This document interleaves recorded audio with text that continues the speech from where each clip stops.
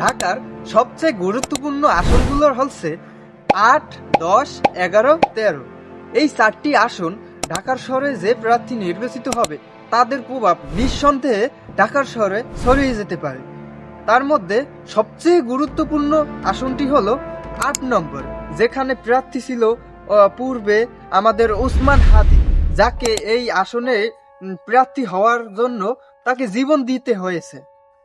৮ আসন যে এলাকার জন্য খুবই গুরুত্বপূর্ণ ঢাকার শহরে, সেই এলাকা হচ্ছে রমনা, শাহবাগ, কাকরাইল, পল্টন এবং মতিঝিলের কিছু অংশ। এই এলাকাগুলো ঐতিহাসিকভাবে এবং বর্তমানে জাতীয় রাজনৈতিক দলের জন্য খুবই গুরুত্বপূর্ণ। কারণ এই ৮ আসনে যদি কোনো প্রার্থী চায়, নির্বাচিত প্রার্থী যদি চায়, এই কোনো নির্বাচিত সরকারকে পতন করিয়ে দিতে পারে এমন একটি ধারণা আছে কিংবা এটা সম্ভাবনা আছে। শাহবাগ এর মধ্যে হলো সবচেয়ে গুরুত্বপূর্ণ শাহবাগ। এই শাহবাগ হলো আন্দোলনের জন্য ঢাকার শহর খুবই বিখ্যাত, আমরা সকলেই জানি। এবং পল্টন, এই পল্টনটি হলো আমাদের ঐতিহাসিকভাবেই অনেক পরিচিত।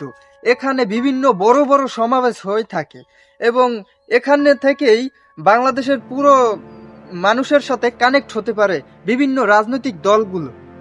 এবং স্বাভাবিকভাবেই এই জায়গাগুলোতে আন্দোলন কিংবা সমাবেশ করতে হলে এই নির্বাচিত ৮ আসনের নির্বাচিত প্রার্থীর কাছ থেকে অনুমতি নিশ্চয়ই নিতে হবে। ঠিক এই জন্যই এই ৮ আসনের গুরুত্বপূর্ণ অনেক বেশি।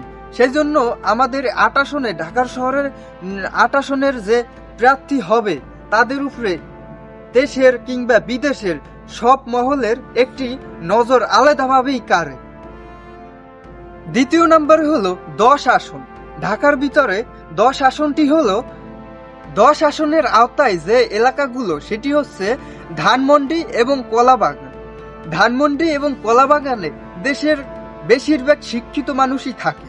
তো এই জায়গার ভোটগুলো হচ্ছে শিক্ষিত মানুষের, তারা বোঝে এবং জানে কাদের ভোট দেওয়া উচিত।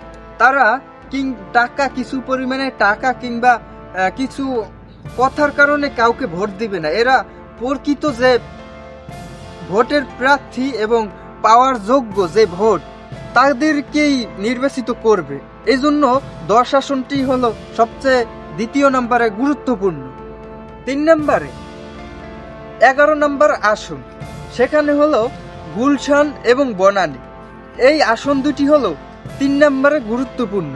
কারণটি হচ্ছে এখানে রাজনৈতিক ও কূটনৈতিক, অর্থনৈতিক এই তিনটার গুরুত্ব রয়েছে অপরিসীম। তাই আমাদের এই ১১ আসনটি হলো ৩ নম্বরের আওতায় পড়ে। আসন নাম্বার ১৩, এই আসনটি হলো মোহাম্মদপুর এলাকা। এই আসনটি মোহাম্মদপুর এলাকার ভিতরে পড়ে, কারণ এখানে খুবই ঘনবসতিপূর্ণ এলাকা, এখানে ভোটার সংখ্যা অনেক বেশি। তাই এই জায়গা বিভিন্ন মহল কাজ করে যে এই এলাকাটি তাদের আওতায় নিয়ে আসতে। তো এটি হলো আমাদের ৪ নম্বরে পড়ে। তো বন্ধুরা, এই ছিল আমার ভিডিও। তো বন্ধুরা, এই পর্যন্ত ভিডিওটি যারা কন্টিনিউ করেছো তারা চাইলে চ্যানেলটি সাবস্ক্রাইব করো, কারণ আমি এই ধরনের গুরুত্বপূর্ণ ভিডিওগুলো এই চ্যানেলটিকে আপলোড করে থাকি। তো আমি চাইবো না আপনাদের মূল্যবান সময়টি নষ্ট করতে। যে ভিডিওগুলো আমি দেব সেগুলো খুবই গুরুত্বপূর্ণ এবং আপনাদের প্রয়োজন হতে পারে। ধন্যবাদ সকলকে।